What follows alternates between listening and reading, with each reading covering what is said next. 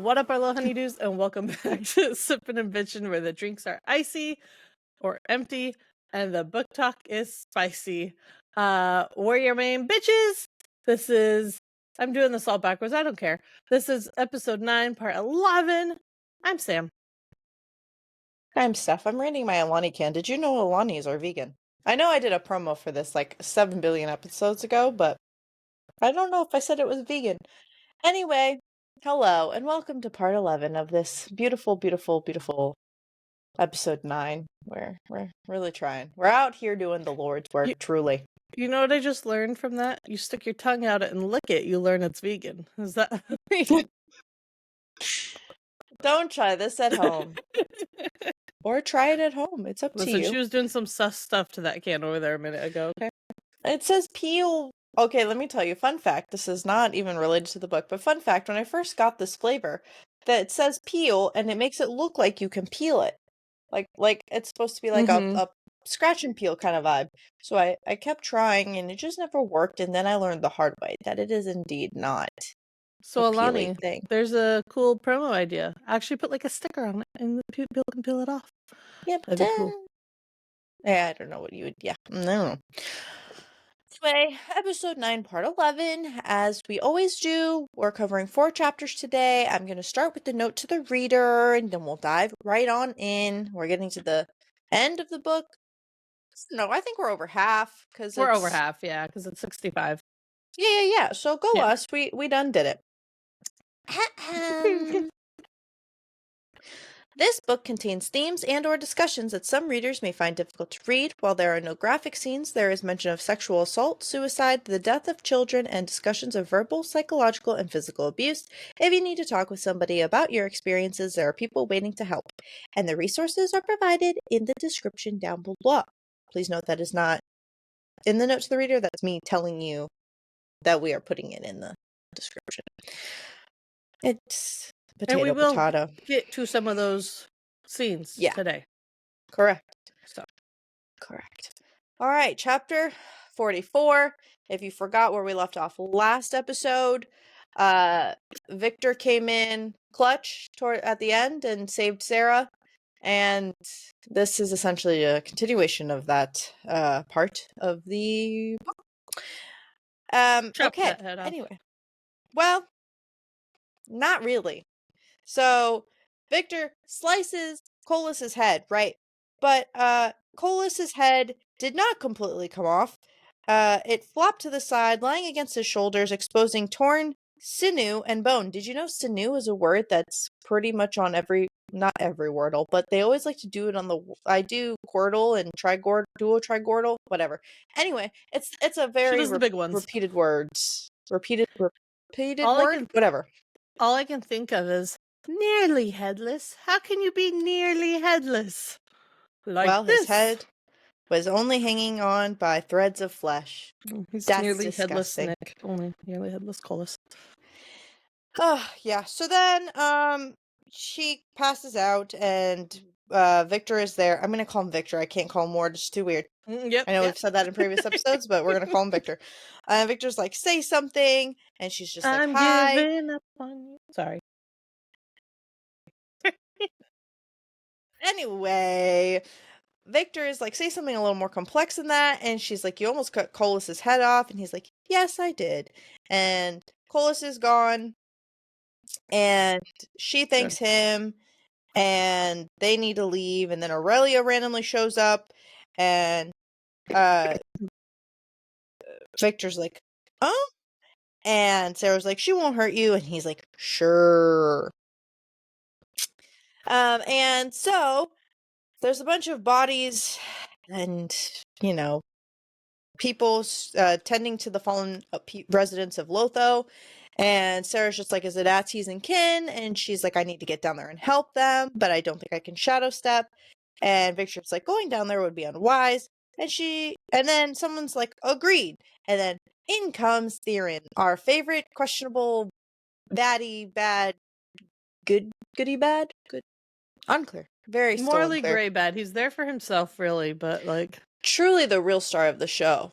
Yes, truly. He really. He's like the definition of morally gray. The other ones are just baddies, daddies. and fatties. Get it? Get it? Because of their weens. I hate it here. I'm hating myself. Anyway. Oh my goodness. Anyway. Theron strode forward, the hood of his cloak shielding his head from precipitation. The footprints of the Onaru left in the snow were red blood. He carried a short sword at his side, the tip also dripping with blood. She's like, "How did you get here?" And he's like, "Trust no one. Smart girl." And then he's like, "I could sense something going on down here, other than the obvious, and since I'm from Lotho, I can enter without it causing a stir. No one else from the Shadowlands could do that, so Rain sent me." Interesting how Rain just automatically, quote-unquote, trusts this man to go check on Sarah. Right? Or check on the issues at hand, but, maybe, maybe it's okay. It's like the first sussy sus thing Rain's done. Correct. So this whole back and forth goes on. Turns out Kin runs away and left his Draken because he's a piece of shit. The wounded Draken, all the Draken. Like, I don't... Draken. Period. And Aurelia is the one who lets her know that through the Notum, which I think it's very cool. I also like that we get an Aurelia, like, back and forth, because from Blood and Ash, we don't really get that. Yeah, we only get her enough to hear that she transformed to talk to Poppy, and that was about it. Correct. And then Attis is looking for Colas because he's pissed, and so Sarah fills him in on Victor coming to her rescue. And so then they're heading back. Attis is going to take her back to the Shadowlands because, well, she can't, move, essentially. And so they shadow step back home, and Sarah asks before they leave to Theron, like, "Hey, are you coming back?" And he's like, "Eventually, no need to rush now that Empress is no more. Can't say I'm remotely upset about that." Wow, really showing remorse, bud. And Victor's like, "We can agree on that. If you'll excuse me, I would like to check on Penelope." See, Oh. I don't know. Maybe it's a threesome situation. Maybe Penelope, Victor, and Holland are like a threesome. I But always felt like his attachment to Penelope was interesting. Maybe I'm not sure. Like, it's like our own little secret poppy curing cast thing going on. I'm here for it. Like, yeah, but then that wouldn't lend itself to Holland being a baddie. well, I don't know. Maybe he got jealous Still and out. felt like they liked each other more at some point, and so I don't know. Anyway, here we are. I'm too focused on the fact that we have to read another book. Okay. Well, also that. So then, Attis shadow steps them back to the House of Hades, and Rain is like, "Sarah," and then Attis is like, "Where's Nyktos?" And Nyktos is still at the pillars. Rahar joined him to help, and there's been just a lot of souls passing through. Eos is having fresh water sent to Sarah's chambers, and they're getting her cleaned up. And then she just Sarah's like, about to go get cleaned up after this whole debacle, and she's like, "Wait, I'm like queen, I'm like the only one here, I need to make sure my people and everything is all good in the hood." And she asks if the Shadowlands are safe, and Layla's like, "Yes, soldiers are on the rise surrounding Lethe, whatever, and the palace since this began, and Theon has been notified to watch for any movement." And then she says we should send someone to Mount Lotho. There are only 2 Draken remaining, and Penelope's court will be vulnerable. And Layla's like, "Only 2. And Sarah's like, "Colas." And Attis is like, "Aurelia will send Elias and several of my other most trusted guards." And Sion's like, "What are the orders if we see ships entering the Lassa Sea?" And she says, "If they don't swear allegiance to the true queen and king, fuck them up." That's not what the book says, but that's what I'm saying. That's Steph's interpretation of her words. Correct. And Attis is like, "Are you sure?" And she's angry still, obviously, but she's trying to be responsibly angry, and she says, "We're already past the point of no turning back, and that was before Colas had my family slaughtered," which was kind of her dropping the news to all of them that he slaughtered her family. So Belle gasps, and she realizes, oh shit, they didn't know that yet. And Rain is like, "Fates." And Sarah says, "I will no longer risk the lives of those I care for. If any forces are perceived as a threat, destroy them." And everyone's in agreement because, well, here we are. Yeah, once And I heard that, they were like, okay, we can't really disagree with you. Like, well, Belle is always all for it because Belle is, oh, yeah. murder first, yeah. ask for forgiveness later. Exactly, yeah. It's fine. Belle's Just like, don't make her question it. She's finally doing something I want to do. And then the others heard what happened. They're like, okay, Belle, you can do what you want to do. Correct. And then that leads Sarah and Attis to be like, Belle, you need to go protect your court because, Serta needs protection, and well, here we are. And so it'll be fine. I need to protect my queen. And Sarah's like, you'll be doing just that by making sure your court doesn't fall into Colis's hands. And so girl. Sarah is like, we need to send forces to Serta to back up Belle. So Attis agrees to send a division. And I highlighted this just to kind of mention it in passing. But after this whole back and forth, Cars moves away from the pedestal and stops in front of them. And I just wanted to mention that the pedestal was mentioned yet again. Fucking pedestal. And he apologizes for her loss, and may your family be welcomed into the arms of those waiting for them in the Vale. And she says, thank you. And then Attis is like, you haven't closed this wound, and it won't heal until you do. And she's like, I really haven't had time. And Attis is like, you need to close this wound. And she's kind of just blankly staring because she's like, she's kind of starting to slip into trauma land. Yeah. She's like, words, things, death. And Attis is like, I swear to fate, Sarah, if I have to force your mouth open to do so, I will. I'm giving you one more chance to do it yourself because Niktos doesn't need to return to see her wrists torn half open. And then she's like, oh shit, Ash, Niktos. And then so she like snaps her shit together, and Attis is like, thank you. And he's like, Niktos will punch me 3 times more than the last time for being in your bed chambers with you, but he apologizes for everything. And Sarah's like, you need to make sure that Satori is safe. He said that none of this would have happened if she had just given him Satoria. And then our fave Which we all comes knows in. A lie. Well, yeah, he's full of shit, but that's okay. Then Nektis comes in, and she flinches because she just mentally, like, she was spent and you know how it is. Nektis really brings out her sensitive, like, fall apart. I'm gonna be... Because she knows Nektis knows more than some others, so it's like, ugh. He also has that bond with her, so I'm sure he could feel her on, a more... I don't want to say Ash doesn't feel her on a deep level, but, like, on a deeper level, I feel like he really, like, gets it. Poor Reaver, he's probably feeling all the feelings right now because of her. Accurate. And so then they're going back and forth and talking about her injuries, and Nektis is all like, go get a healer, and she's like, no, fuck off, and then she's like, do you know what I did? Why Ash is stuck in the pillar? I killed, and she's having a whole spiral. She says that Kin killed more, and so did Empress, and she's like, well, that doesn't change what I did, and then I tried to fix it. And then she is this is what I picture Sarah doing. She's like huddled on the floor doing that whole rocking thing, and she's just like, what did I do? What did I become? What am I doing? And she's like kind of having that kind of spiral. Or she's like in this really tight line pacing back and forth. Yeah, in my head, the pacing, that's just, there's a lot of pacing. She honestly probably could have burned tracks in the floor. Yeah. At that point. And then she's like having this spiral, and Attis reaches for her to kind of like comfort her. I don't really know what Attis thought he was really going to do, but she pushes him away. The primal stumbles back and she doubles over, clutching her head. There were screams again, but this time they were hers. Her chest tightens, and Nektis was speaking, but she couldn't hear him. There were other voices now, and she felt Nektis's arms around her waist. I heard more Draken as lightning flashed outside the balcony doors. I couldn't breathe when I saw Jove. My entire body shook as I saw the limp babe in the priestess's arms. Ezra and Marisol, my mother. The ruined homes, broken streets, and leveled villages. The nameless, faceless lives I'd exchanged for those I'd brought back. I was losing control again. Breaking.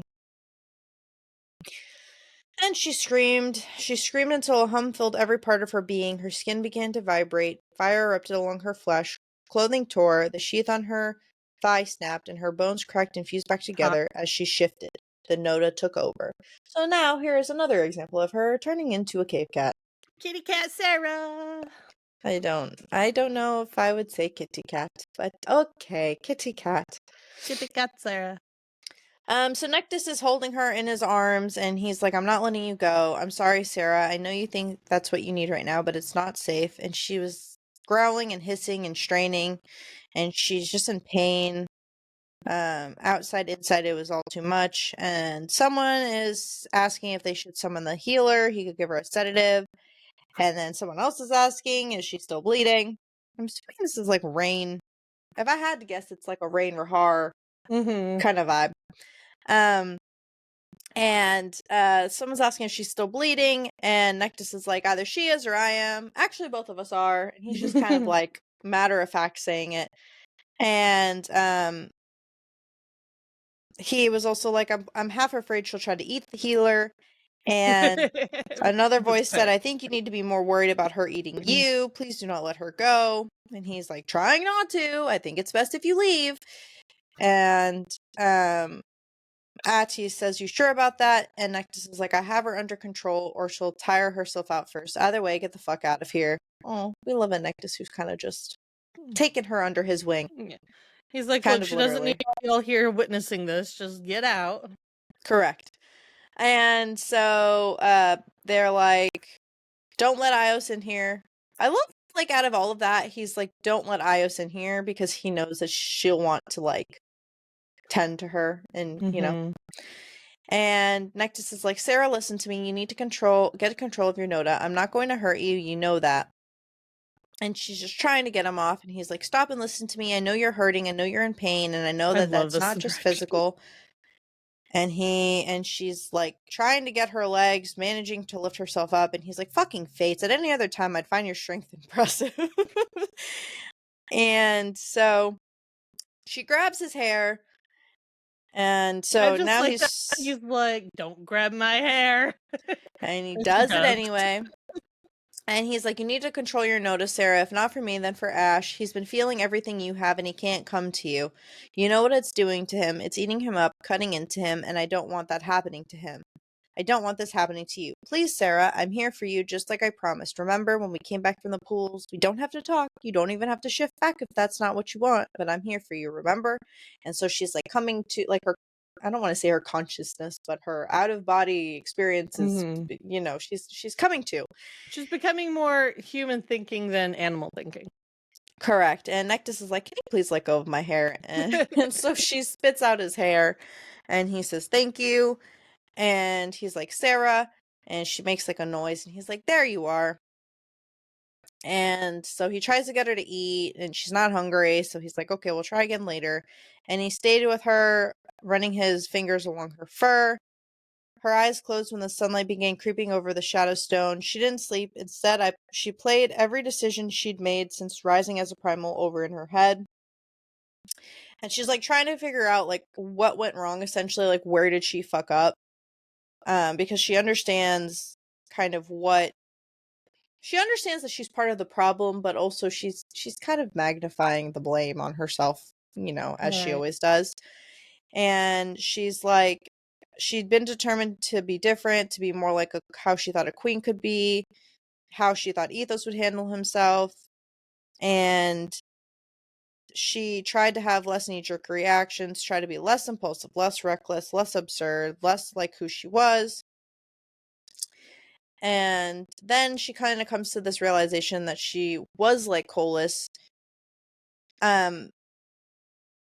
She was too forgiving, too hopeful, too loyal, because those things were just as bad as being too harsh and too unforgiving. Both blinded you in different ways. So this is my thing, and like we'll talk about it when Ash comes back, but she has this whole realization that she's accepting, she's like Colas, but I don't necessarily think she's thinking it in like I'm gonna dominate the world and take over and murder everyone. It's more like she can recognize, I don't want to say weakness, but she recognizes the problems or the cons of being like said person, and she's finally coming to the realization that she just needs to be who she is in order to accomplish things, period. Yeah, I think this is her like starting to realize like everything I tried to be a good queen had the opposite effect because I wasn't being me. Correct. And so she's still in her Noda, and there's a quiet knock on the door, and it was Rain. He told us things were quiet before sharing the primal goddess Maya had entered the mortal realm to check on the state of things.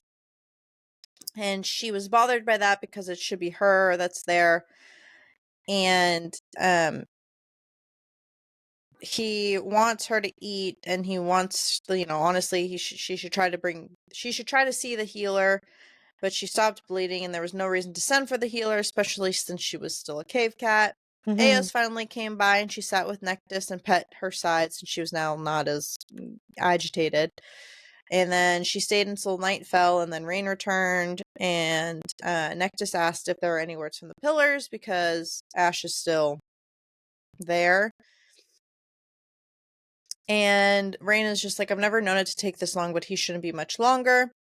And Nectis didn't respond because they both knew why it had taken this long. A primal had never been killed in the mortal realm before. The death toll was high, which probably makes her feel even worse.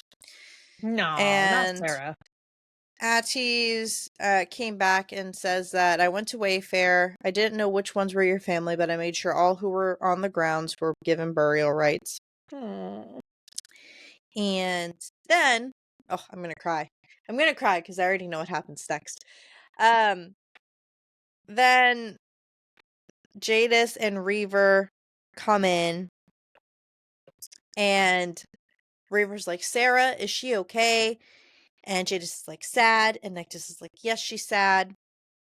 But he's like welcoming them in because he knows that she's not gonna hurt them. And Jadis kisses the bridge of Sarah's nose, and she's like, there, better. And Reaver's like, I don't think that works. And Jadis is like, uh-huh. And then Nectis is like, she'll be better eventually.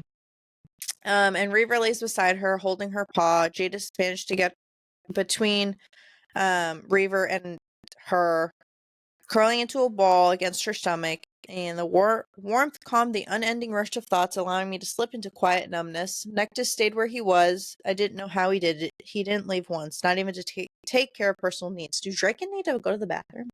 Yeah, I assume so.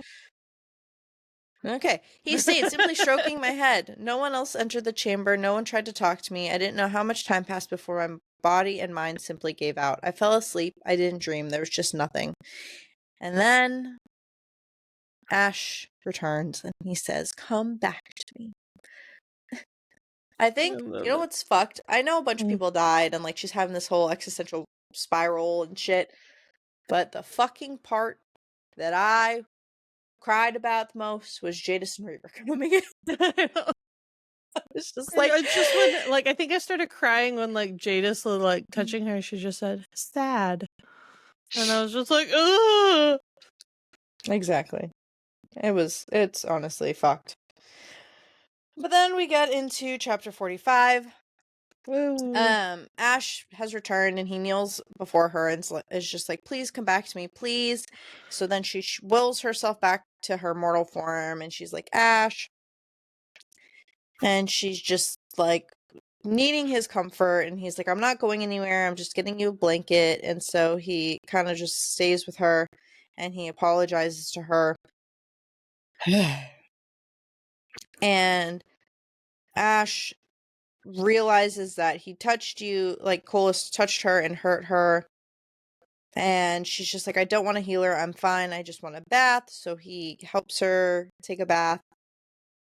This is one of those just like not self-care because he's helping her, but like he's really just focusing on what she needs and taking care of her, especially in this really like vulnerable time and state that she's in.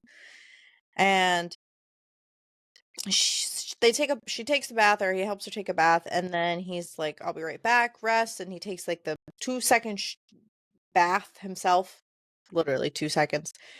And he's like, it'll be okay. And she's like, how? And he says, because we will make it okay. And then she's going back to having her spiral again, saying, I can't believe what I did. I can't believe what I caused. And Ash like flinches, and he honestly, I don't even know what I thought he would say. But she's just like, part of the reason you were trapped at the pillars for almost 2 days was because of what I did. And she's like, I lost control. I killed people, innocent people. And he says, you did. And he says, don't shut down. We need to talk about this. No bullshit, Sarah. No lies. No half-truths. No hiding. And so she says, I should have listened to you. You said Colas would do something terrible if he felt threatened. You were right. I knew you were right, and I should have listened, but I didn't think he would do that. I didn't want to believe it. And he says, or she says, I knew what would happen if I killed a primal without there being another to take their place, and I still did it. And if I had caught Kin, I would have done the same to him. And she says she destroyed the rise in Dalos, pronunciation's hard. And he kind of is just looking at her with pride. And she's like, don't look at me like that. I killed every guard on the wall. And he's like, guards loyal to Colas, Sarah. And she says, I leveled Core Palace. There were gods in there. Then I tore down the sanctuary. I slaughtered gods who said they wouldn't fight me. I destroyed the Ascended. And she says, when Empress died, it destroyed part of Terra. There were entire villages were wiped out. Okay, I'm assuming that's like a pause thing. Whole families. I brought them back without even thinking of the price. I saved them and in the same breath sentenced others to death. Even before that, when I saw what they had done, I couldn't control my rage. It became this tangible storm that continued to wreak havoc on those in Lysania. In Carcedonia. I don't even know how many I killed tonight. And he's like, doesn't matter. One is enough. You said so much yourself. Whether it was 10, 100, or 1,000, it will not change how you feel right now. He knows her so well. Yeah, and then now she's just like, tell me I'm wrong. I was wrong. Tell me I fucked up. And he's like, I understand. That's not what you want to hear, but it's what you need to hear. And she's like, how can you understand what I did? How can you even stand to look at me? This is going back to her being afraid of, like, people looking at her differently, but truly it's her looking at herself differently. She's spiraling so much that she's like, I don't want to hear you be supportive of me anymore. I want someone to tell me I'm horrible. I want someone to tell me. She's looking for that validation of the bad things, and she's getting so frustrated that no one will do that for her. Pretty much. And he's like, are you serious right now? You're honestly asking that question in terms of like how he can stand to look at her. And she's like, I'm the true primal of life. And he cuts her off and he's like, you are Seraphina Muriel. You are my wife, my fucking everything. I've told you this before, and it remains the same. There is nothing, in italicized, you could do that could ever, in italicized, change what I see or how I feel when I look at you. And she's like, comes to the realization where she knew that. Of course she knew that. And he says, I do understand what you did because right or wrong, I would have done the same. And then she tries to say that he's better than her and he's not having that. He's like, I'm not better than that. I am not better than you, Sarah. You keep forgetting what I would have done if I lost you. I would have destroyed both realms. I would have become the end of everything, and the fates know I wouldn't have thought twice. Do you really think I didn't try to kill Colas after he murdered my father? I did. Even though I wasn't powerful enough to do so, I fully intended to, while knowing the consequences. I tried to kill him when he had you in Deos, whatever. Deus. Or did you forget that too? And then she tries to invalidate him and say, I haven't forgotten, Ash, but this isn't the same and you know it's not. Ugh. And he's like, you know what I know is that the realms would be on fire if I had lost you. And even though you know that to be true, it does not change how you feel about me. Just because I have you doesn't change what my intent would have been. I know what you want, what you think you need. You think you deserve to be punished. That something should be taken from you. That something should be taken from you. And she's like, would I be wrong? And he says, your guilt, your remorse, it is choking me, so I know it must be suffocating you. And I know it's not going to be something that will magically disappear tomorrow. And there will be a tomorrow, Sarah. There will be thousands of and more tomorrows. And I know your remorse will still be there with you no matter how many tomorrows there are. That is punishment enough. And she says, what I did started as an act of justice, but it turned into nothing more than vengeance. And once that happens, no one is on the right side. I went too far and people paid with their lives. And Ash says that two things can be true at the same time. You went too far, but you are not Colas. That doesn't absolve you of responsibility, but it is not the same. And she says, or he asks her if she intended to kill, and he's like, and she says, God's no. And He asked, did Colas intend to do so? She said yes, and he says that is the difference. And I can tell you right now, Colas doesn't feel an ounce of regret for what he ordered. That is another difference. He's trying to, like, humanize her. Like, clearly she has all this power, and, like, she fucked up, yes. But she'll feel remorseful about it the rest of her life. Oh Colas yeah. won't even bat Well, an eye. no. He'll be But of like, course he's oh, about to it's get just a fucked. Tuesday. And she said, or he says, you don't just live with it, you accept what you did and you learn from it. And she says, I'm already learning. I didn't listen to my instincts. I should have listened to you and the others. I never should have believed that Colas would put the realms before himself and his wants. I should have refused to offer him a deal instead of wanting to do better. Less like who I was. Less like Colas and more like your father. But that's the thing, Ash. I am like Colas. And he's like, I swear to fucking fates, bro. And she says, I am Ash, that's what you don't want to accept. I am not him or Vessus, but I am not a benevolent person. I'm not cruel, but I don't regret killing Embrys for his role in taking my family from me. I never even really spoke to him, and he was more than happy to carry out Colas's orders and help kill innocent people. Or maybe he wasn't happy to do so, maybe he was threatened or scared. I don't care. I'm glad I saw the life go out of his eyes. Oh, poor Embrys, didn't really stand a chance. No, he did not.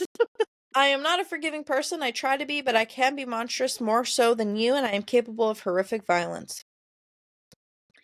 And Ash is like, so am I, and she says, you are when it comes to me or Colas, but you would have not done what I did if I wasn't threatened. And she says, you said no lies, no bullshit, or half-truths. You would have stopped yourself, you know that. I never should have tried to handle this like I thought Ethos would have. I should have, and she stopped herself. Should have, could have, would have. And she fucking hated them.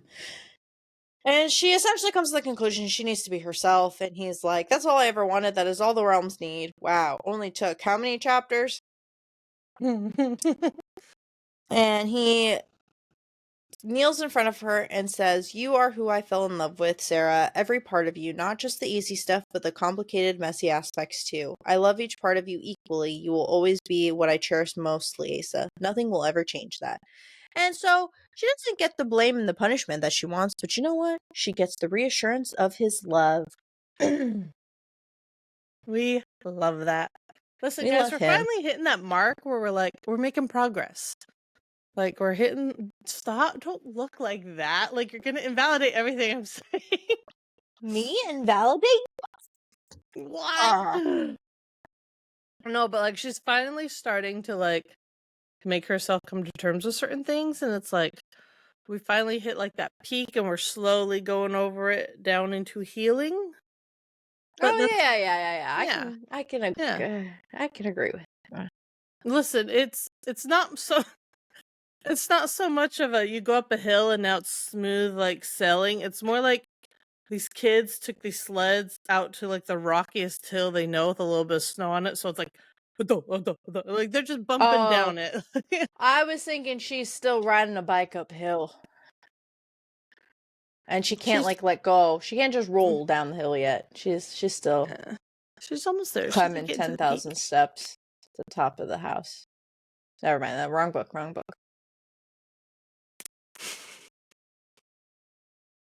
Anyway, chapter 46. Anyways, chapter 46. This is where we warn you that topics regarding no consent and sexual behaviors are going to start being brought up. So, not the fun kind of sexual behaviors, just for the record. Not the Ash and Sarah and Hans talking sexual behaviors, because Hans do talk, you know. If you see that clip, you know. But the not so good ones. This is where the trigger warnings come in place, so just proceed with caution and remember that listening to us doesn't matter as much as your mental health does. So, here we go. She's in a nice deep violet robe. She's all cozy. They were supposed to be sleeping. But she couldn't, so she's out and about. She's on her balcony. She's watching the guards patrol the rise, thinking about everything that Ash had said, and he'd been right. She said 1,000 tomorrows would come, and I would still carry the guilt with me. Sure, it would lessen as time passed and I accepted it, but it would always be there, haunting the back of my mind like the spirits lingering in the dark elms refusing to cross over. And that's just kind of how trauma works. You can never really get rid of the stuff that happened, but it'll always be there, but it will lessen over time. Yes, it Anyway. does. But yes, it had been a day since her Noda, and she says she can smell the snow, and that's my Gilmore Girl reference there. I'm proud of you. You did great. Sweating. I know. You did great. I know. Anyways, but she's now starting to kind of think about everything. Like she's in this, ever since her conversation, she's in this mindset of like thinking about everything that happened, and it's not just with Cola. She's thinking about back to her time with Tavius again, and her training to seduce a primal, and everything that she's kind of had to deal with in her life. And she's like acknowledging the things she hadn't shared with Eos. Moments she convinced herself that weren't happening when they were, and still pretending to this very moment hadn't occurred. So she says no amount of refusing to acknowledge what had really taken place when Colas fed from me stopped the truth from haunting the farthest recesses of my mind or finding me in sleep. And she's saying that he had touched me as he fed from me. He held me in his lap, my feet unable to touch the floor, and the hand that skimmed over the fucking poor excuse for a dress had slipped under. No matter how far I had retreated in my mind as part of him invaded me, my subconscious still remembered. My body could still feel the rough, scalding jab of his fingers. Mentally, I hadn't been there when it happened, but part of my soul had been there every single fucking day since. And telling herself that it could have been worse was no longer helping. Saying that it was an assault just because he'd use his fingers and his fangs other than other things didn't change that it was. She says I just had this thought when I was kind of rereading, because when the last book, I guess the last book technically, it is probably my least favorite. Yes. This might be a very hot take. My least favorite of the series. Do you think, I'm going to say the question, but then I might have to reword the question. Do you think if these parts, or if there was a deeper illustration of the shit that went down in that book, do we think that would change our attitude toward that book? Or do you think that this being in this book, the way it has been written, obviously we can't change shit anyway, but do we think that seeing the extent of her trauma in the last book would have made any sort of, not change our opinion on it, because that is such a vital book regardless of what we think, and like we love the books anyway. This is just probably the last one was probably my least favorite in terms of just all the bullshit that went on. Do we think that would change, or do we think the fact that this is, I guess that kind of shapes this whole book, so maybe I guess it wouldn't have mattered. Maybe. I think actually, no, she probably could have put it in the last book, and then she spends this book still processing it. I feel like she could have done that too. Yeah, I just don't know if that would have helped. I think this was more to showcase like how we can like suppress things when they're happening and like act like they're not happening, but subconsciously we know it all still happened. And this is the having to remember it and bring it up kind of thing. And I think she went for that in the healing process kind of thing of having to bring up suppressed memories. I did find it interesting reading this because then I was like, man, I remember that scene. I don't remember this happening. And I don't know. I don't know if it would have changed my opinion on the last book at all.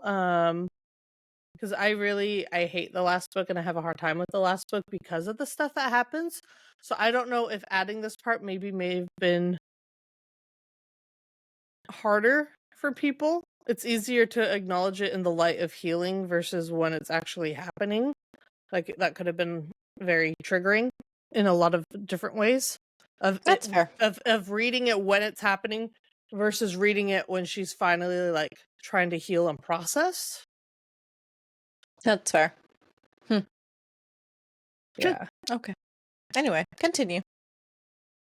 So no, I get where your thought process on that was, and it would have definitely been interesting to see it in that light. But she's saying that it didn't change who she was, and it didn't change that she had been a victim. And then she goes on to say, being a victim wasn't a weakness, a stain, or something to be ashamed of. All of those ugly things were bestowed upon the victimizers. That wasn't on me. So we're finally getting some acknowledgement. This is the first time I think she's realized that. I'm not saying that she was a victim. Like I think it's her finally going away from but what happened to me wasn't nothing. She's finally acknowledging, no, what happened to me was something, and it wasn't my fault. And she's saying, and that doesn't make her weak for acknowledging that, which I think for the longest time she thought it would. I don't want to ask that. Never mind. Please continue with her processing her emotions. I think it's and her very trauma. rude for you to tag me in a teaser while we're recording. That's so not a teaser. rude. It's a theory. It's a theory. Oh, is it there? I didn't. I just saw you Yeah. tag me, and usually, oh, okay, it's not Jennifer. Okay. Yeah, no. Okay, I'll read that. It's not important. But then Ash says her name, and he wonders what she's doing out here. And she says she's thinking. And he's talking about how she's freezing out there because it's cold, and then they're talking about, you're tired, you need rest. And it's like, oh, you need rest too, more so than I do. And it's like, I don't need more rest than you. So they're doing this little back and forth of who needs more rest. And she says, I don't need more rest than you. I fed from you from a handful of hours ago. Got you there, buddy. And he says, is that what you've been thinking about? And she's like, yes and no. I've been thinking about a lot of stuff. And he's asking if she's gonna tell him what she's been thinking about. Because, he's always saying, talk to me. He always wants to be there to know, to help. Be that supportive husband that we know he is. Yeah. But she's doubting he would push now, but she wanted to talk and realized that she needed to. And she wasn't sure where to start. And, I've heard people say this in regards to like therapy. They're like, I don't know what I'd even say when I got in there. And I said, sometimes you just say something and go with it, and it's a domino effect, and eventually you're saying other stuff that you probably didn't expect. And I think that's Sarah's method here, because she just blurted something out and then was like, I don't know if I should have started there. But she says, I tried to end my life once, and we've heard about this story before, but Ash is completely taken aback, and he's like, what? And that's when she's like, I probably should have given you some heads up on that. My bad. But then she starts to tell him the story with the sleeping draft. She said, I convinced myself for so long that it was accidental, that it wasn't on purpose, but it was. I didn't want to wake up. And he asks why. And she tries to say, I don't know. And then she says, it's not entirely true. There was one reason. I don't think there wasn't one reason. I don't think there was even one reason specifically that believed my fate to be, specifically what he believed my fate to be for what my father took his life. It's never that simple. And he asks her when she tried to do that. And she's kind of like, I know what you're thinking, that it was because you rejected me. And he was like, well, that was probably a reason. And she says, it doesn't matter. You're not responsible for that. Just like I know I'm not responsible for my father, even though I spent most of my life feeling like I was. See, here we go. Progress, guys. This is progress. Processing. Woo! I felt like failing everyone, and I felt like I was failing everyone and myself. I didn't like who I was because I was no one. I was the blank canvas, taught to act and behave like someone, to not really have feelings. Like I couldn't be mad or even happy. I was just to be whatever I needed to be. But I wasn't good at that, so I had to pretend how my mother acted didn't affect me. I made myself okay with the fact that no one, except Adetta and Holland, really touched me. I just had to deal with Tavius and him thinking he could do whatever he wanted to me. I Gross. couldn't refuse training, whether it came to mastering a sword or seduction, and I had no one, not even Holland, I could really talk to. And he wants to know how old she was when that training began, especially the seduction. And she said, not old enough to be able to deal with it. I was scared. I remember begging Holland to not let me go. But that part of my life was weird. And he's like, I could think of a better term than weird. And she said, I felt embarrassed to be doing the things I was being taught and didn't know how to feel about it. Sometimes it felt good, but also felt wrong. And he says, because it was wrong. And she acknowledges that it was. And she's it just goes back to how she just didn't want to do it anymore. So she thought of the sleeping draft. And then how she was embarrassed when she woke up and regretted it.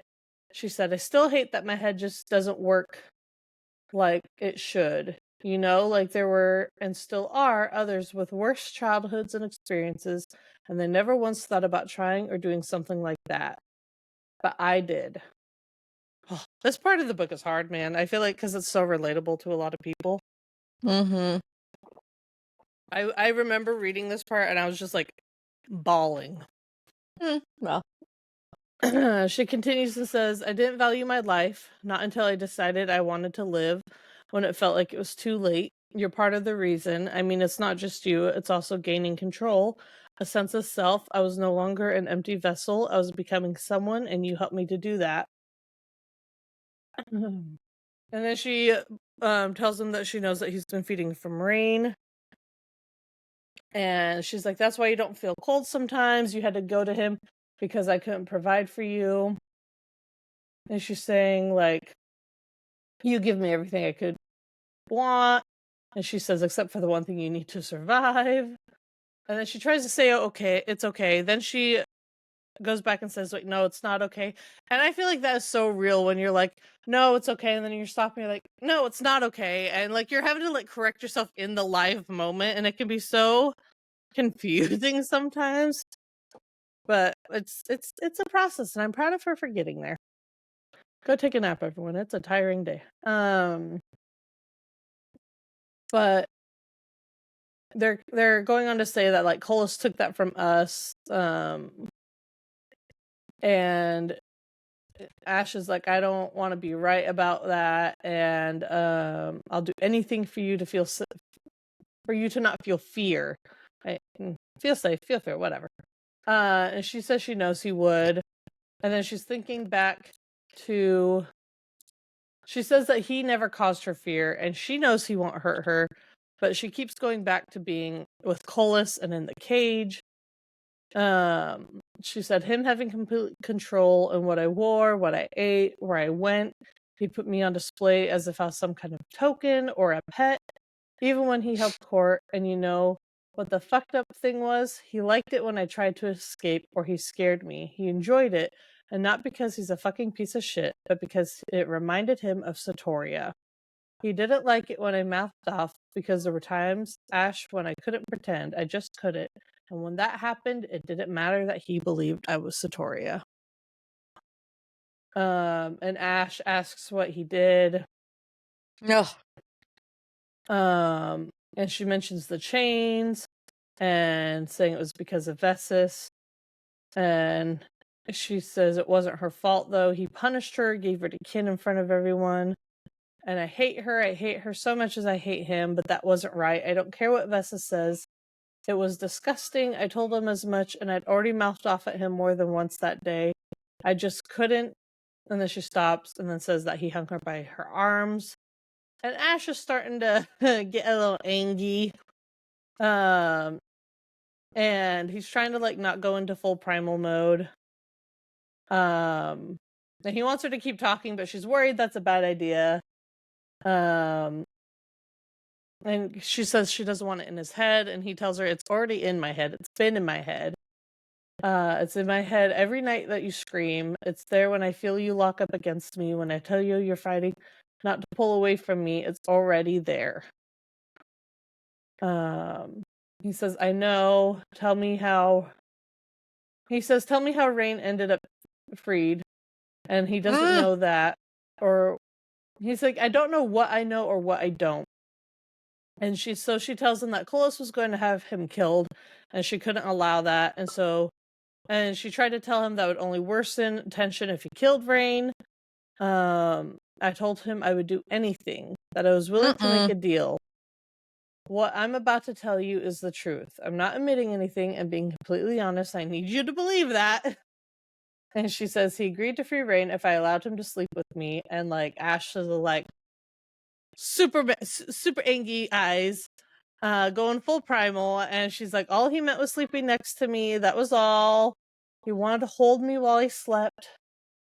And she admits that that's not what she thought he was going to do. And she tries to apologize, and he's like, you don't need to apologize, like, at all. He says, even if he wanted more and you agreed to it, you would have done so under duress. That's not true consent. Consent matters, everyone, just so you know. Consent.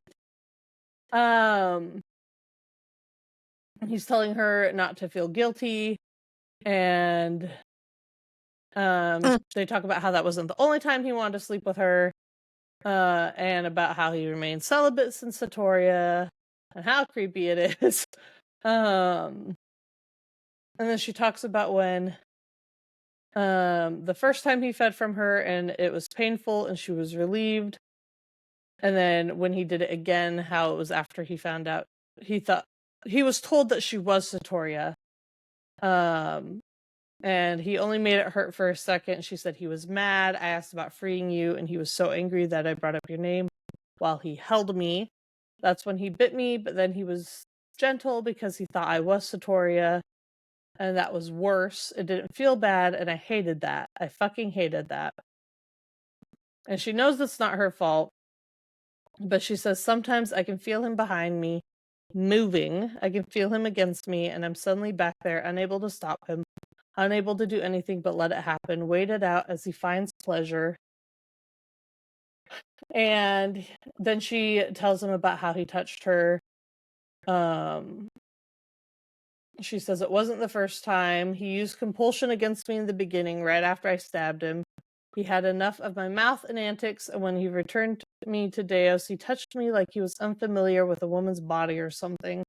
But he didn't go too far, not like he did when he fed from me. Then he put his hands on me. Did more than that. Where does she? Oh, she stops talking right there. I thought she continued talking, but then she's kind of in her head thinking about it. She says like how Tavius had tried to put his hands on my, how he pinned me to my bed, and that fateful morning when Ash came and got her. And she knows that if that didn't happen, Tavius would follow through on his threats. And just everything starts like flooding in. All the emotions start flooding in on her, and she's saying, I hate him. I hate Colas. I hate Ethos. I hate the Fates. And I fucking loathe how much everything reminds me of Tavius. And he's like trying to calm her down. And she's finally hit a big breaking moment. She's refused to cry, refused to break down. And this is where like it all like that built up pressure finally reaches a point and just goes pop. But she starts screaming. She yells, I hate them, and just screams into the air. And Ash is holding her while she's screaming, and she says, I couldn't stop as Ash held me tightly to his chest. I shrieked my hatred against him as the floors trembled and the call of worried Draken drew closer to the palace. I raged until my anger gave way to grief, and the tears no longer choked me but ran down my face. I broke, my screams turning to sobs that shook my entire body. At some point, those cries took on a different source. So Ash kept helping her, kept holding her and trying to assure her and reminding him that he loved her and everything. And she thought about Ezra and Marisol and everyone Colas had taken from her. And she said, I mourn the knowledge that the realms would never be the same because of me. So she finally had this breaking moment, allowed herself to feel everything since, honestly, her past, not just since Colas, but since Tavius and everything, and let her feel the pain of everything. And, you know, I think that's an important thing. I think that breaking moment is important because all those emotions can be released in a way that it makes you feel lighter afterwards, and it allows you to actually process more. And so Growth. crying is not weakness, ladies and gentlemen. It's not Growth. weakness. It is growth. Evolution. Yes. Words. So time has passed. They're still there. She doesn't know how long they've been there, but they've been there for a while. They're on the floor. Ash is still holding her. Her head ached a little bit, but you know, that happens when you're screaming and crying and letting all those emotions go. She says, I didn't feel better after telling Ash everything, but I knew I would eventually. Finally, she says his name and asks where her mother is. And he says she's in the Vale. I don't think that's what she deserves, but I thought that's what you would want. And she says thank you to him. And just the fact that he knew her well enough to know that.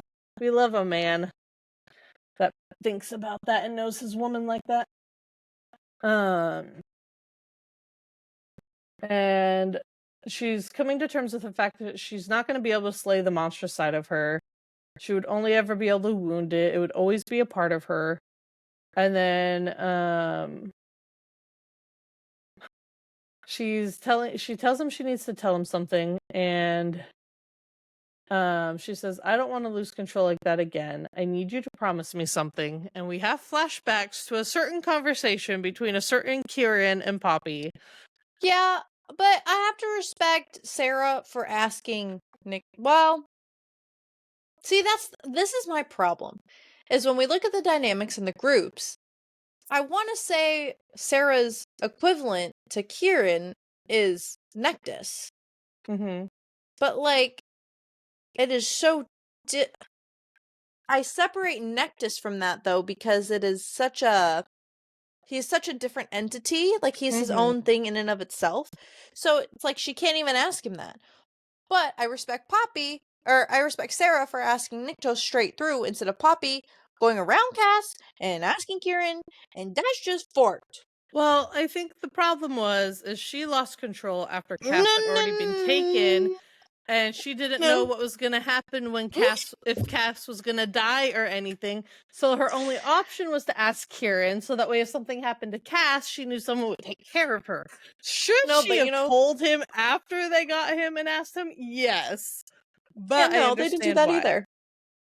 Oh, could you imagine? Oh, I don't even want to speak what I was about, but I thought That's not going to be a fun conversation that they have, man. No, but could you imagine if she asked Delano? Oh, jeez. Delano would never be able to do that. He's a sweet marshmallow. Who better not die in this next book, or else I will fucking... You had to bring that up. You had to bring that up. I have to bring it up every time. The more we talk about it, the more it's gonna happen. We're tempting the damn fates. Fuck the fates, if we've learned anything. Anyway, promises. Sorry. Promise. Now I'm thinking about Delano dying, man. But she says, I want you to promise you'll stop me. I know me. I know I will lose control again. Especially when it comes to Colas. When he came to Lotho, he killed almost all the Drake in there. He didn't even seem to care if they remained loyal to Empress, to him or not. Gosh, take it. Then he laughed. He sang, and gods and godlings slept to their deaths. Dozens of them, maybe more. Theron is the last Honoru now. He killed Ezra and Marisol. He snapped my mother's neck with his hands. She said, he doesn't just want Satoria's soul. He wants us to suffer like he has. And then the most messed up way I truly do not need to go into the details with. I cannot promise I will not lose control again because of that. I wish I were different, but I'm not. I need you to intervene if I get to that point. I know that what I'm asking is horrible. I know, and I hate that I'm asking you this, that I'm putting you in this situation. But you cannot allow me to seek vengeance because I will not be able to live with doing something like that again. And see, this is why I think Poppy couldn't have asked Cass, as Cass would have been too happy to watch her do that. He would have been like, yeah, go destroy the realms. Like, but Niktos also is in the same vein, though. That's what I'm like. It's really not that big of a difference. Like I said, I think it's just the situation of Cass already being captured and Don't she make didn't know what excuses would for her. happen.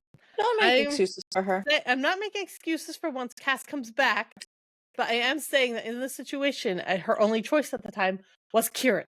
Okay? Okay. Oh, Cass is going to be so mad at them. Anyways. I cannot promise. Yeah, she says she can't promise that she won't lose control. I know what I'm asking is horrible. I know, and I hate that I'm asking you this, putting you in this situation. He says, I will help you ensure it doesn't get to that point. And she's like, I hope you do, but if you can't, and he's like being insistent, like, I will. And she's like, if you can't, I need you to stop me by any means necessary. And he's like, do you realize what you're asking of me? And she says, I do. He said, I would have to put you in the ground, Sarah, into stasis. I would have to hurt you. And she could tell that the thought of that hurts him. And she says, I'm sorry. I know what it would do to you. And I hate that. I hate that I'm even asking this. But whatever pain you would cause would be momentary. The pain I would cause if I lost control again would end me. Ash, it would. I wouldn't be able to come back from that. Please, At least she has self-awareness. She does. Like, I know this feels like not lighthearted, but it feels very like quote unquote easy for her to kind of ask this of him, but she knows the magnitude of what she's asking Ash to do. Yeah. And like she has to have such a clear view on like how she'll react to things. She's very in tune with her feelings. Yes. Now. Yeah. And I like that. And that's hard because she knows what he would have to do. And she never wants him in that position, but she knows that he would have to be in order to help her. So it's not an easy thing for her. She said neither of us spoke for several long moments. When he did, pain coated each word. I promise, he rasped, his voice thickening with barely checked agony. I swear I will stop you. I will stop you from seeking vengeance. The air shifted in charge, responding to the oath made by a primal. I felt it in my bones, the promise becoming an unbreakable vow that would remain until we entered Arcadia. Love that.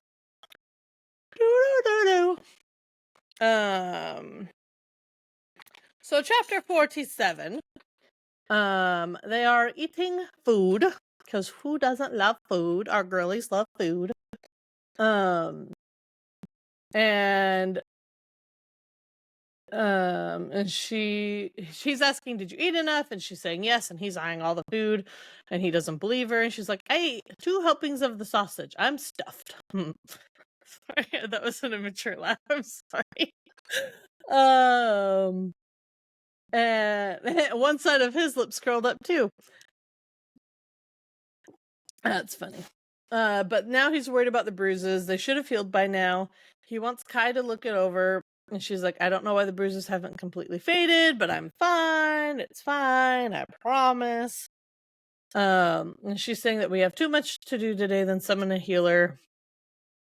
And he's like, making sure you're healed is not a waste of time. And Shut up. He's being a mother hen because he's worried about her.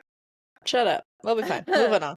But now they're thinking about Colas. She's like, we need to decide what we're going to do. Colas is still in stasis, but I doubt he'll be there much longer.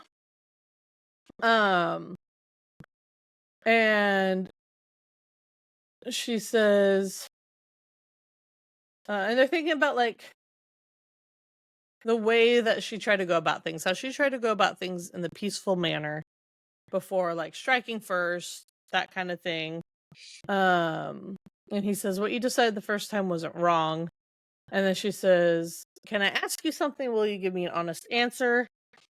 And he says, always. And she says, when you agreed to go the somewhat peaceful route first, was that what you really wanted? Or did you agree because it was what I suggested? And he says that has a complicated answer. Both, yeah.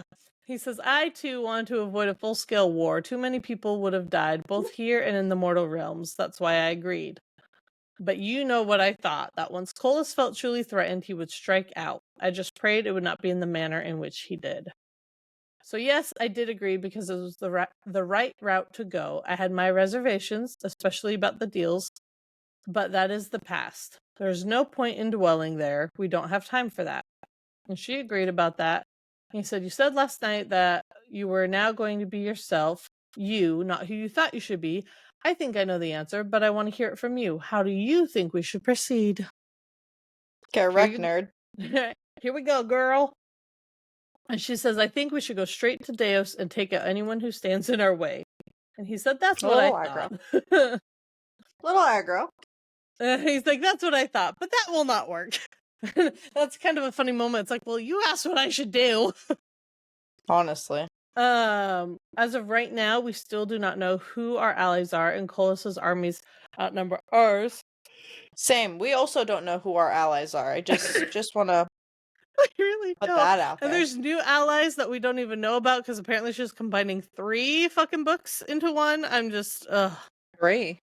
Yeah, Fall of Ruin and What's Wrath. third? The main book, and then the prequel. Oh, you're counting Flesh and Fire. Yeah. Okay. Yeah. Okay. All right. Got it. We're here. We got it. Yeah. 3 series into one. But he's saying that, yeah, we don't know who our allies are, and honestly, do you ever at this point? I don't. No. And the Therian gave them a brief update about Lotho. Nearly half the army has defected and fled to Deus. Of course they have, fuckers. And she's like, I wonder if Therian settled all the scores he needed to. And he's like, do I even want to know? She's like, probably not. We'll need to summon the primals. And he agrees. So that's what they're going to do next. And we need to summon all the primals, including Kin and Vessus. I want to make a statement. Yes, she does. Yeah, she said she didn't even need to finish what she's saying. Ash already knew. He had a savage glint in his eyes. And she says, he says, will you be able to handle that? There are rules when all the primals are summoned into one's home. They cannot be harmed unless it is in self-defense. And she's like, it won't be easy. I may need your help with staying calm. He says, you do realize I'm not the best person to rely on when it comes to that son of a bitch and keeping calm. And she's reassuring him, saying, you've stopped yourself before, you'll do it again. But they recognize that was before he knew everything. And they're assuring themselves that we're not going to mess this up. We know what's at stake. We know what we need to do.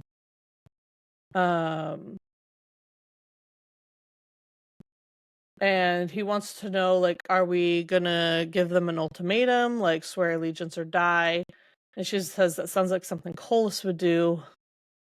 And especially with Thanos, she wants to give them the chance to stand down. Because of what the Siren did.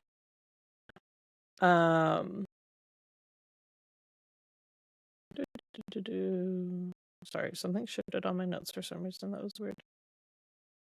But Colus isn't capable of experience. Oh yeah, because she's saying I saw the pain at their loss. It was real. Colus isn't capable of experiencing emotional pain. And he says, Vessus kin, that doesn't change who they're at their core. You know that. And she says, I do. Thinking anything different would mean making another mistake, the same mistakes. We have to end this, and we need to do it in a manner that lessens the impact on the mortal realms. Accurate. That will solve our problems of acquiring enough ancient bones. Either the primals will give us what they have, or we will take it. And he says, you do know that we cannot just kill the primals who refuse to join us. And she says, I do know. I could send a member of their courts just in case. We already have Eos if Maya remains loyal to Colus. I could send either Theon or Layla to replace Kin. We also have Seon and Rahar. And he says Rahar will not want to rule the Triton Isles. So they're going to ask Theon. And then they're thinking about Vessus' court. Rain won't take her court. And there truly isn't a single god that they can really trust from her court. Shocker. And she says, does that mean we have to... she's like, does that mean we have to kill every god there? And he says, the ones old enough to become an issue, yes. There will be an impact on the mortal realms if we do that. With no primal of rights and prosperity, we'd plunge into all the kingdoms into ruin. Hot. Hey, at least it didn't say ruin and wrath. Yeah, not on this page. And so they're trying to figure out what to do, and she needs to think better, and so she nestles against him and wraps her arms around him, and she's like, "Yep, it helps me think better. It's one of your hidden talents." And he said, "One even hidden to me."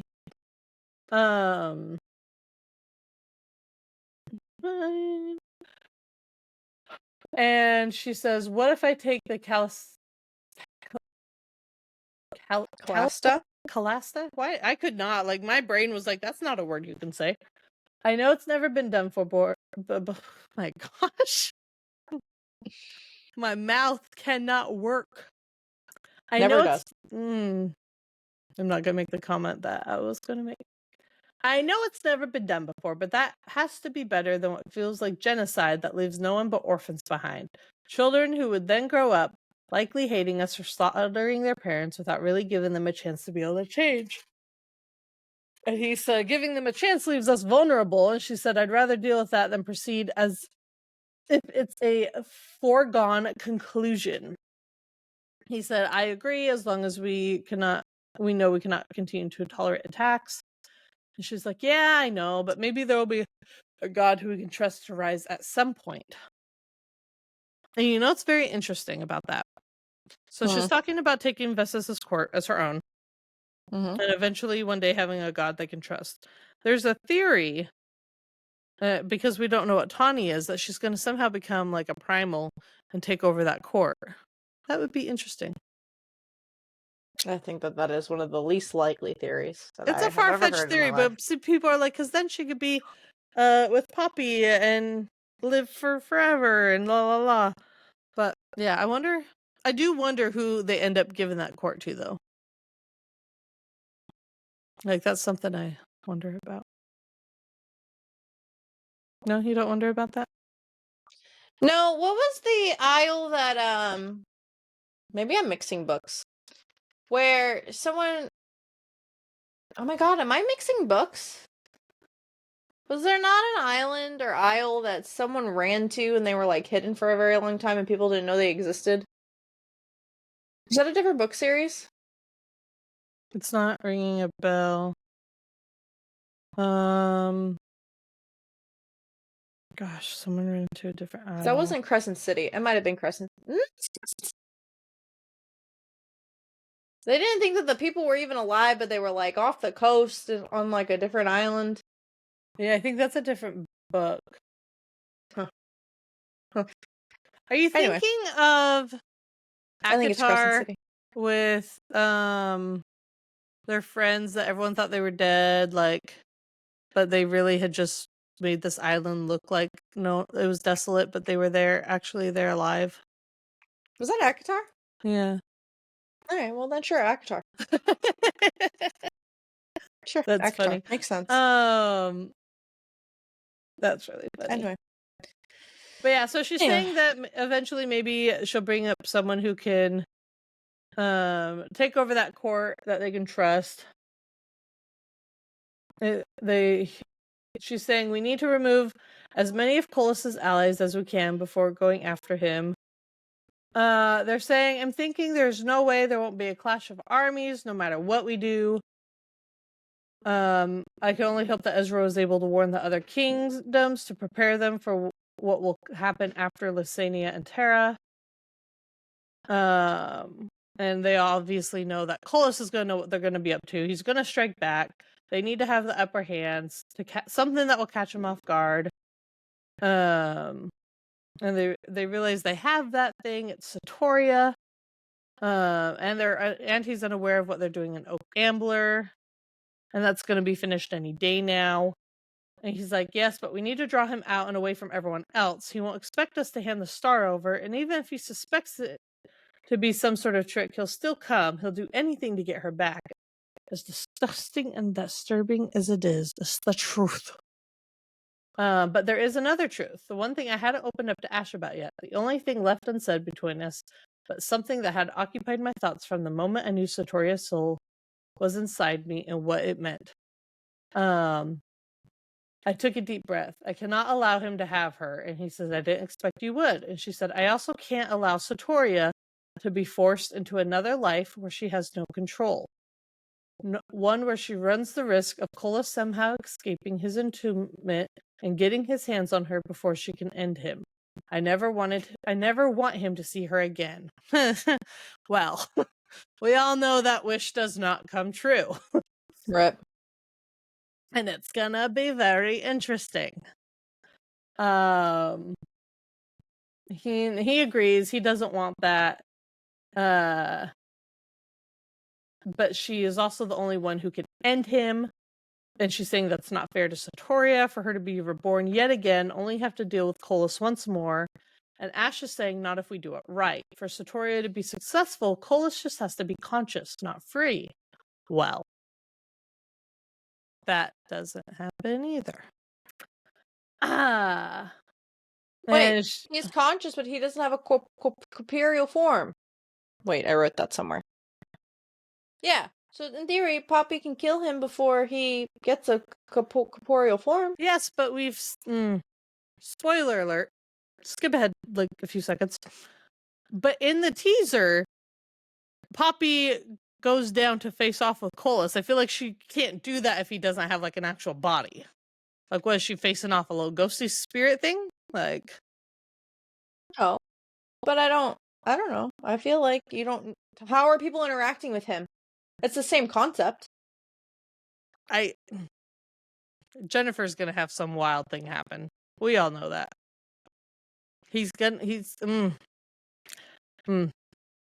So Ash is going in saying, not if they do it right. And do you think it'll be easy? That'll be as simple as waking him long enough for Satoria to plunge a bone dagger through his heart. We don't know that.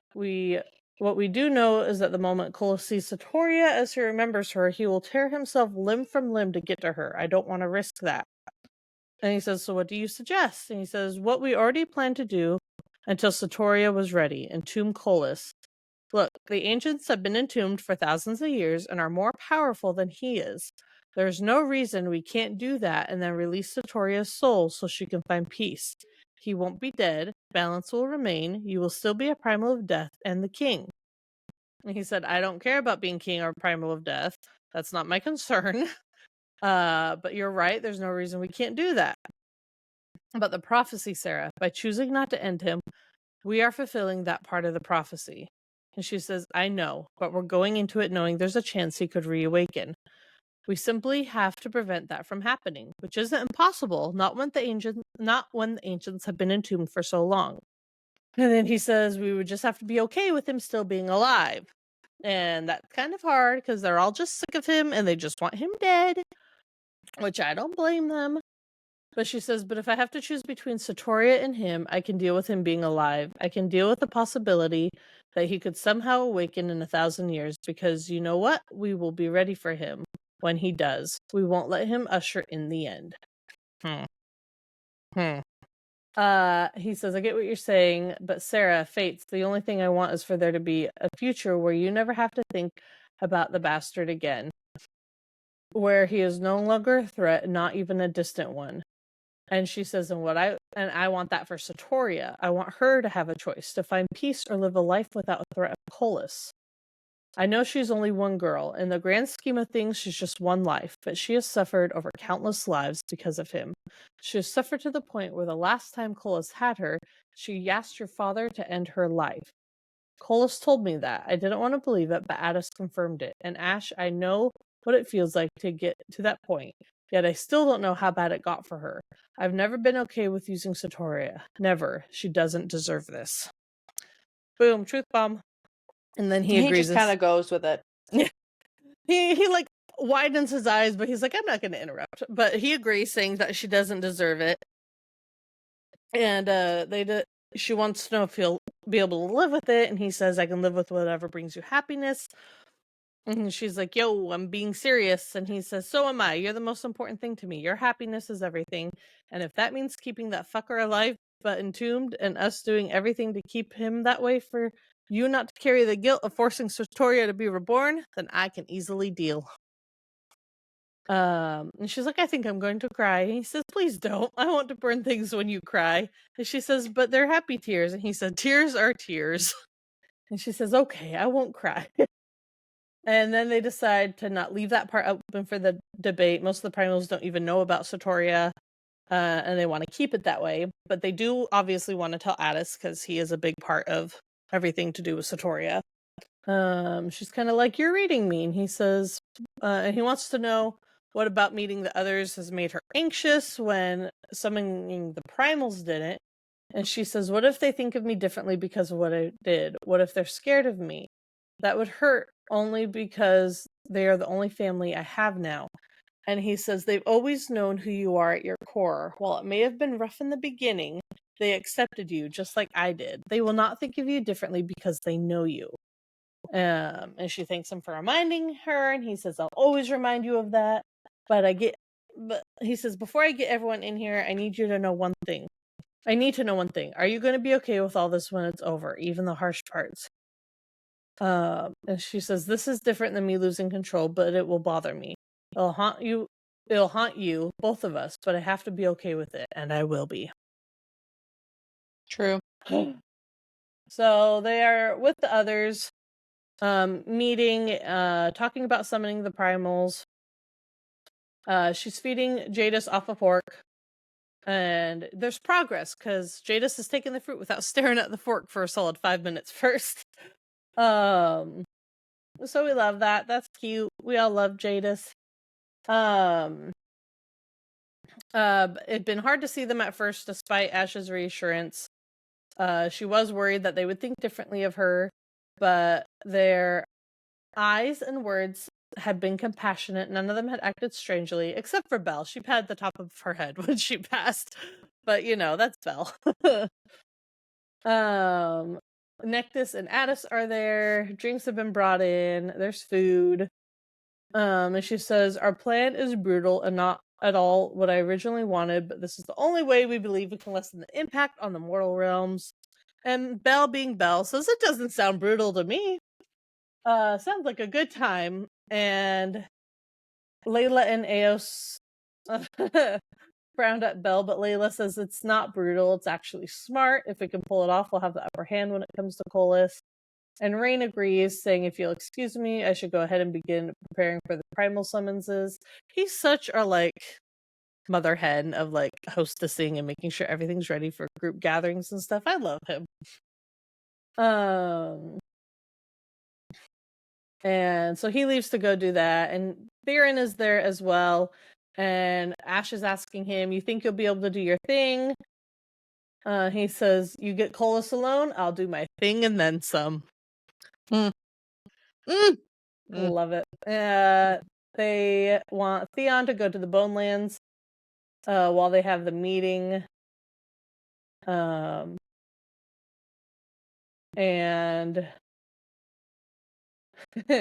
Jadis is going to Ash. Nectis feels unloved.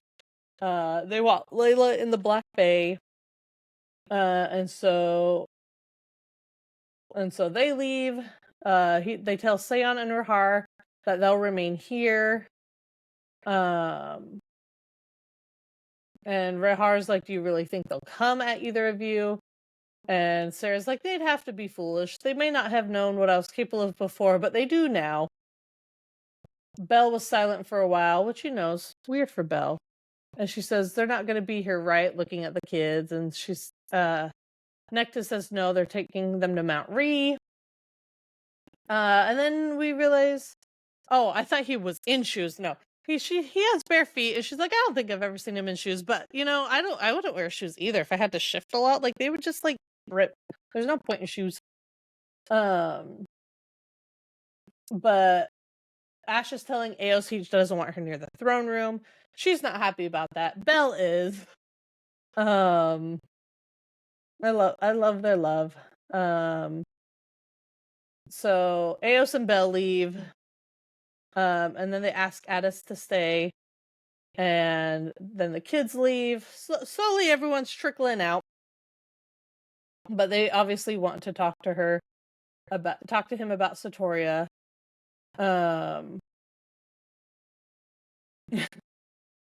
She's saying goodbye to Nectis, and but they finally look at Addis and said, he's the one that's saying that Kin will not survive this, and he knows that. And he says he truly wasn't always like this. He once lived for times of peace. He had a heart. He laughed and loved. He lusted for life and not cruelty. His care for the younglings remained through the centuries, the only thing that reminded me of who he used to be, the only hope I had that he could still be saved. Colas took that when he had you kill Thad. When I could finally tell him that his youngling Draken was still alive, it was too late. My brother was gone. And they apologize, and he says he's sorry too, but it is what it is. And they're saying they'll need to send someone to take his place, and he says Layla. She has the temperament and she's ready. He says, and you're suggesting Layla because you truly believe this, or you want her. And he says, her being a goddess hasn't stopped me from wanting her, has it? And then he kind of drops a truth bomb of his own and tells them, I aim to rest after this. I don't plan to enter Arcadia, not yet at least, nor will I go to ground immediately afterward. You'll need my aid in the transition, but I will need to rest. I need that time. I will, he says, I will assign Theon to oversee things in my place during that time. He will do well just to prove he is better than me, and I will be able to rest peacefully. And they said, that's not the only reason I want to speak to you. And they tell him that they don't want to use Satoria's soul, and how they can't do that. They can't force her to be reborn. And he says, that is everything. And I mean, his love for her is something else, man. Sotoria could have killed 2 primals if she had the chance. That's a fun realization. Oh, because they said you do love her, and he says Sotoria could have killed 2 primals if she had the chance. I don't think the magnitude of that sentence really hits until you reread. Like, that's a lot. Oh my god, what if she kills Attis by accident? Oh no. I'm gonna stop. I'm stopping. I don't think we can put this long of a list on Jennifer of who not to kill. But now we have to start a list of how not to kill them. Delano. Delano's the only one. Listen. The only one? Yes, because I don't know if I can emotionally recover from the impact Delano has in my life. Everyone else has a significant impact, but there is a, like, Kieran dies to protect Poppy and Cass. Super tragic, but, like, defending the one he loved. But that can't happen now, so. Whatever. So, that's what I'm saying. Like, Tawny dies, but, like, low-key, we thought she already died. Like, okay, she's survived. Cool. Yippee. Sucks, but whatever. Cass's brother died. We already thought some fuck shit happened to him at one point. I'll survive. Millie, it'd be tragic. Oh, it could be like oh my god, it could be a full circle. I was just thinking that. Like Bond, and then she dies and sacrifices herself to save Poppy, and that could be fucked. But, like, I'd survive that. All the other people in the posse, it sucks. I couldn't survive if Delano died. No, I would not survive if he died either. I would. I don't know. I wouldn't burn my emotionally books, recover. but I would not be able to look at them for a while. Correct. Exactly. So, yes, Delano's the only one that I have a problem with, that I wouldn't be able to full circle make myself feel a little better knowing he was protecting the one he loves. He already died once. She brought him back. He can't die again, okay? Correct. Okay. Once is enough. book. Yeah. Thank you. Yeah, we're good. Once per series, not per book. Per series. Because that's a different book. You know what I meant. Yeah, you know what I meant. Oh. So anyway. yeah, Sotoria could have killed 2 primals if she had the chance, because he loved her. He said, I've always known she would never be mine. It was okay with that. I could live with it. All I've ever wanted was for her to have peace. I guess that's the purest kind of love. Yes, it Ugh. is. He really gets deep at the end of this chapter, I gotta He say. really does. Man tells you he's gonna go sleepy, take a nap, and he gets deep. Existential. Existential. But he wants to be there when they entomb Colas, and they're saying, of course, you'd be there even if you didn't have the star. And then he turns to Sarah and says, about the plans being brutal, you were wrong. When people think of war, they imagine endless grand battles fought across many landscapes. They think it's nonstop violence, stretching from one kingdom to the next the moment conflict erupts, having hollowed ground behind. In their minds, they see cities sacked and burned, left to rot along with the corpses of those who would have died for peace, but perished for being in the way. One speaks of war, and mortals hear the pounding of war horse hooves, the clash of swords, the cries of the wounded and dying, and the whistle of arrows piercing the air. They picture men who have once loved fathers and sons, gentle husbands, and tender lovers, becoming blood-hungry beasts, knowing that no one, neither king nor servant, will return without pieces of them forever lost. That's the kind of war mortals expect, that the young in their naivety romanticize a bloody, brutal, and unforgiving in its indiscriminating slaughter. That's not the kind of war primals and gods were meant to engage in. However, that is the kind of war Colas has started. But what mortals and even some primals don't realize is that there is rarely a distinct winner in that kind of war. The victor is simply the one who still stands, not because of the sheer willpower or even the greater strength in their values. The victor stands simply because of their brutality, but they never stand for long, because despite every life they took, every city they burned, and every family that was simply in the way as they destroyed things to reach their target, twice that will inevitably rise to raise swords against the victor. The kind of war can never be won because it never ends.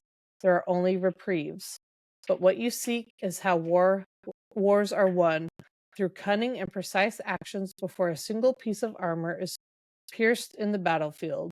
It is no less harsh, but it is not brutal. What is the morality of fools. The choice to make war instead of going after only those who have made the decisions that created the conflict. That is brutality.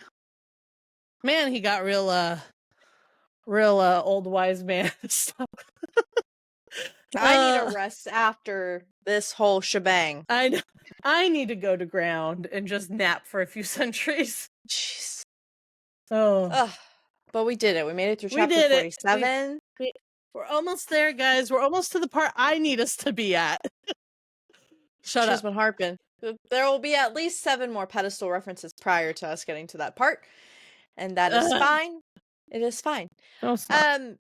So you're listening to this on October 17th. Yesterday we dropped 9.10. Today we're dropping 9.11. And then next While week these are dropping, we are traveling. we're correct. While these are dropping, we are traveling. If you aren't already sipping and bitching on everything, we are going to do probably some vlog type content. Our other friend that is traveling with us, we're all bookish people. So I feel like we'll be able to do a vlog bookish kind of style stuff. Upon reflection, I think I'm going to change what content goes where. So we'll also tag our personal pages if you want to do that. Just so we can keep our, our book stuff bookish, but also so you can see that we have other interests other than books, because we are people who I know it's like weird to Taylor think, Swift. but we do have other interests. Yes, Taylor Correct. Swift is the big one. So sipping and bitching on everything. The next time you hear us, we will still be before our trip, which is fine. The next episode will be next week, the 23rd, and then we'll be doing one drop a week until the end of our little shebang. So enjoy these 2 episode weeks. This is the last one you're gonna get. And we'll try to post clips from these while we're gone, in between, while you're watching or listening, whatever you're doing. But we'll catch you later, bitches. Bye. Bye.